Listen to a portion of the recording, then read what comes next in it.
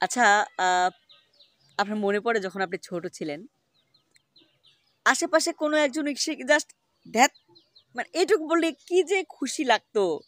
মানে কেন জানি না হুদায় হাসতে, হাসতে অবস্থা খারাপ যখন ছোট ছিলাম আমরা। তারপর আপনার আরেকটু বড় হলেন। ওই ধ্যাত শব্দে আপনার হাসি পাচ্ছে না। তখন আপনার আরেকটু বেশি কিছু দরকার হয়ে পড়ল। তখন আপনাকে কার্টুন দেখাইতেছে বা বড়, বড় মানুষজন এসে একটা মানে অন্য কোনো অঙ্গভঙ্গি ওইটুকুতে তখন আপনারা তখন হাসি পাবে না। আরেকটু বড় হলেন। তখন আর এই অঙ্গভঙ্গিতে আপনার হাসি পাচ্ছে না।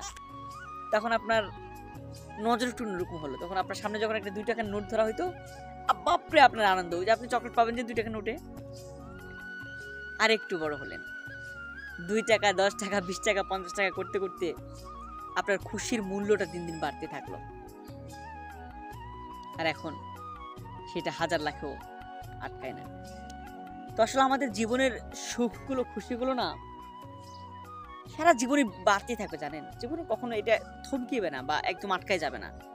তো যেটা জীবনে কখনো আটকাবে না, যেটা জীবনে বাড়তেই থাকবে, যেটা কোনো শেষ নেই, সেইটার পেছনে ঘুরে নিজের এই ক্ষণিকের সুখগুলোকে আমরা মূল্য বৃদ্ধি না করি।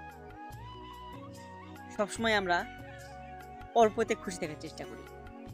যদি সুখে থাকতে চান, ভালো থাকতে চান, সুখগুলোকে কম দামি করুন। ভালো থাকবেন।